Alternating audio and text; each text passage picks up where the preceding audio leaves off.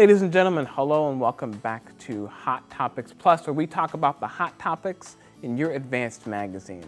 I'm joined here once again by our very lovely teacher, Brandon. Good to be back, David. Good to see all of you as well. And I'm excited to take a trip. I mean, we'd have to take a trip in order to see this in person, right? We would, and I guess we're going to have to ask the company if they're willing to pay for our tickets, because we want to go see the Vivid Sydney light display.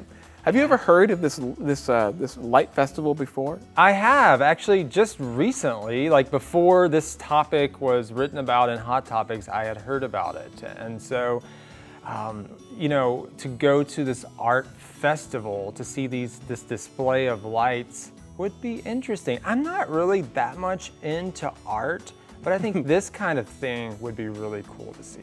I think this kind of art is meant to be engaging for people. I like that. Yeah, it's not like the same thing as, you know, you go to an art museum and you look at all this old stuff that's supposed to be important. It's more meant to be this interactive, exciting, you know, flashy, beautiful. It's more about making the city come alive through art than it is about forcing you to appreciate something in a particular way. Absolutely.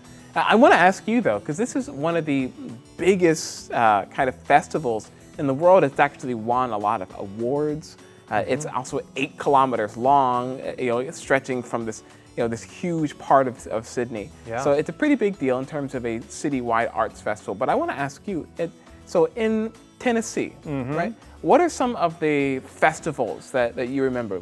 Are there any big festivals? Okay, David, when I first saw this question, I laughed because I come from a really small town. We don't have a lot of things. There's some small like events and that sort of thing. So I expanded, you know, the perimeter, and I went to a larger city close to where I live, which is Memphis. And every May, so we just missed it, sorry, they have a barbecue festival called Memphis in May. I've never been, actually, but I would love to go because I love barbecue. The thing is, barbecue is everywhere, so I don't need to go to a festival. But now, as I think about it more, I was like, how could I have missed this all these years? It's a 4-day festival, and it's a competition. So people who are really good at cooking pulled pork, barbecue, maybe ribs, that sort of thing, they have this competition and they have a winner. And I think, they win money. So that sounds fantastic. It sounds delicious. I'm hungry. I want to ask you though, is there not also a festival in Tennessee where everyone dresses up as Elvis? Is that in Tennessee? That's every day of the week, okay? So Elvis is from Memphis, and so I don't know if there's a special festival. You can visit his house, Graceland, and dress up like Elvis anytime you'd like, I guess. Okay, so I don't need a festival for that. I can just dress like Elvis and go out in the streets. No one's going to be weirded out by that. Your blue suede shoes, Put my blue suede shoes on, and shake my hips around. All right, well, thank you guys so much for joining us for today's Hot Topics.